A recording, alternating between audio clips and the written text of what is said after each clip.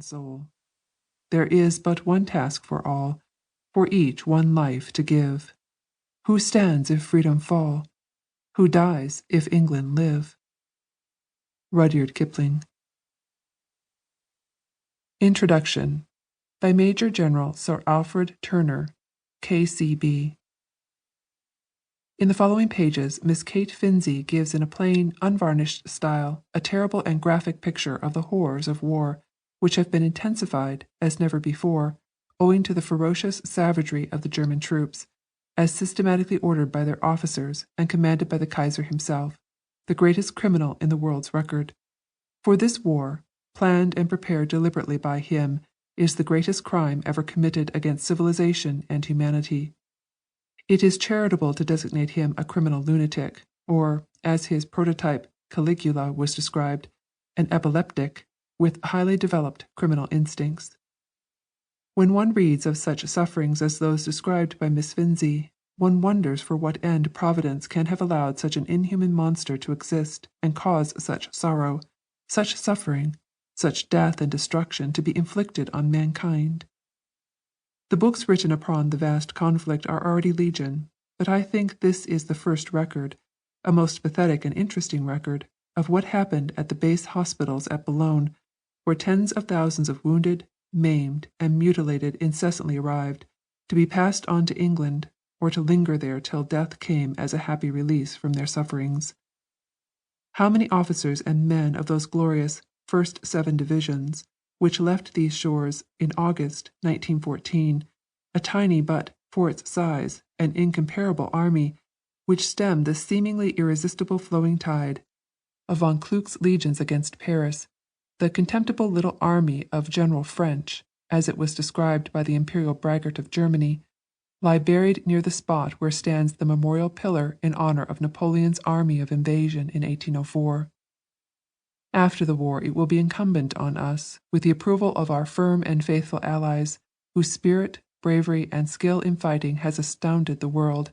to raise another monument especially to the memory of our heroic countrymen, who withstood the hordes of the Hun and thwarted his advance both on Paris and Calais.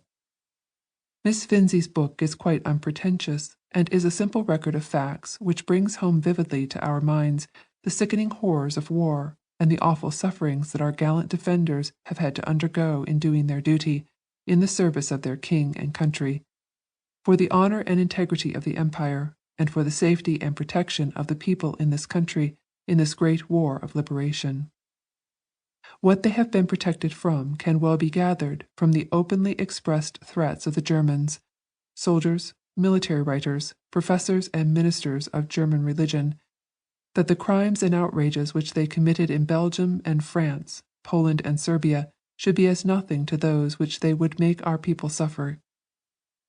It is well that these things should be brought home to our people, who, owing to our insular position, have experienced nothing of the horrors of war, and are apt to make too light of them from want of power to realize them. Naturally, there was great confusion at the base, owing to the suddenness with which war broke out upon nations entirely unprepared for it and taken by surprise, for, although dark suspicions of the evil designs by Germany lurked in many men's minds, the extent of the infamy of the Kaiser and his pan-German parasites did not enter into the minds of many people, not even in the case of those who, like myself, thought they knew Germans well. The latter veiled their innate brutality, their bloodlust, and their intention to acquire world domination through brute force with consummate craftiness. Miss Finzi gives a graphic account of the troubles that had to be surmounted, owing to insufficiency of hospital requisites, beds, medicines, doctors, and nurses, but this was inseparable from the nature of things, and has long since been righted. We may indeed be proud of our services of mercy. Nothing can exceed their value and efficiency, namely, the RAMC and our nurses. If our gallant soldiers and sailors engaged, through political blunder, in the Gallipoli gamble and Kut disaster had been as well tended and supplied as those in France, how many lives, thrown away through political ineptitude, would now have been spared to us? Miss Finzi writes most modestly of her own work, but we know that she and all the genuine nurses and helpers worked devotedly and well, and that the deepest debt of gratitude is due from the nation to them.